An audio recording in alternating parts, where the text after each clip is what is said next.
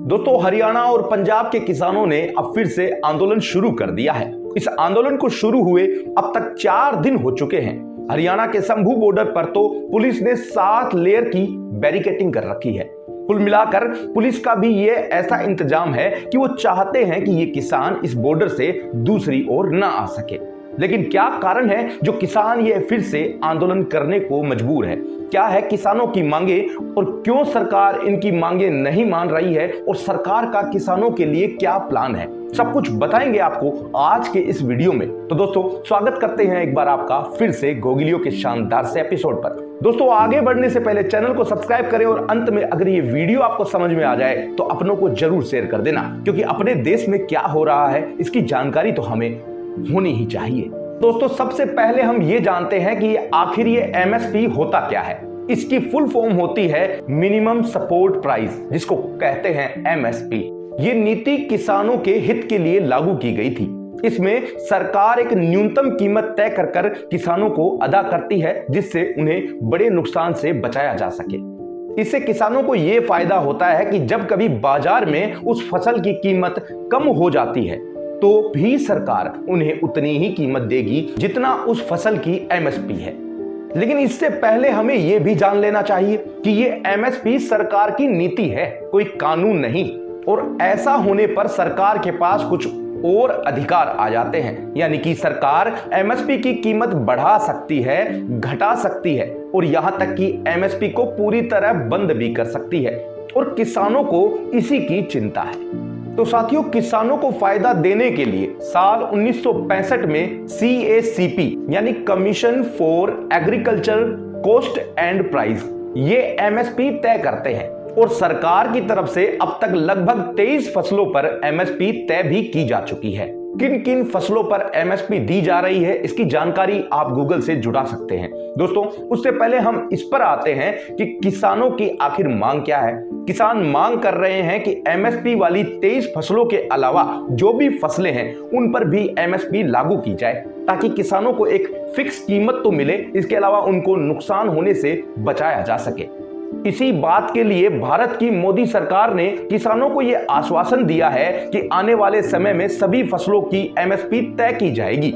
लेकिन किसान एमएसपी पर गारंटी का कानून चाहते हैं। साल 2004 में मनमोहन सरकार ने नेशनल कमीशन फॉर फार्मर्स यानी कि किसान आयोग बनाया, और इस आयोग के अध्यक्ष थे MS स्वामीनाथन। बाद में चलकर इसे स्वामीनाथन आयोग कहा जाने लगा।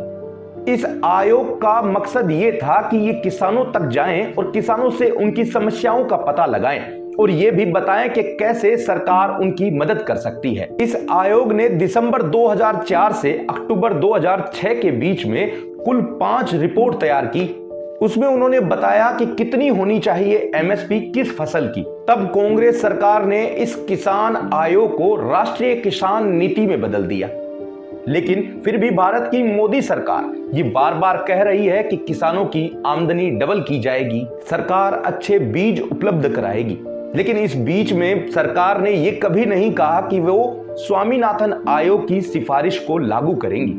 अब आप ये जानिए कि स्वामीनाथन आयोग ने क्या सलाह दी थी। स्वामीनाथन आयोग का कहना था कि अगर किसान किसी फसल में 1000 रुपए का निवेश करता है तो उसे उसका 50% सरकार को देना चाहिए, यानी 1000 के 50% 500, कुल मिलाकर ये 1500 रुपए होते हैं। तो कुल मिलाकर किसान को इससे फायदा ही होने वाला था। लेकिन अब आम भारतीयों को यह भी देखना चाहिए कि स्वामीनाथन आयोग की सिफारिश को अगर लागू किया जाए तो भारत की सरकार के ऊपर बहुत बड़ा भार पड़ जाएगा।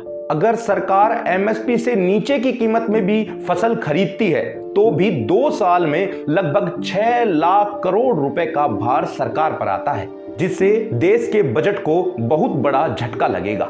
इसके अलावा किसान ये भी मांग कर रहे हैं कि अगर सरकार किसी भी फसल की एमएसपी तैयार करती है और उसके बाद मंडी का कोई भी व्यापारी उस एमएसपी से भी नीचे अगर खरीदारी करता है किसान से, तो उस पर कानूनी कार्रवाई की जाए। लेकिन फिर भी सरकार के खिलाफ किसान रोड पर खड़े हैं, वे लगातार आंदोलन कर रहे हैं। ये तो मालूम है देशवासियों को कि मोदी सरकार ने यह वादा किया था कि वे किसानों के हित के लिए काम करेंगे। अब देखने वाली बात तो ये होगी कि इस आंदोलन का क्या होने वाला है। ऐसे ही कुछ और भी रोचक जानकारियां जानने के लिए आप गोगिलियो चैनल को सब्सक्राइब जरूर कर लेना। अब उम्मीद करते हैं कि ये वीडियो आपको अच्छा लगा होगा, तो इस वीडियो को भी अपनों तक अभी शेयर कर देना। फिर मिलेंगे एक नई जानकारी के साथ। लगातार देखते रहिए गोगिलियो।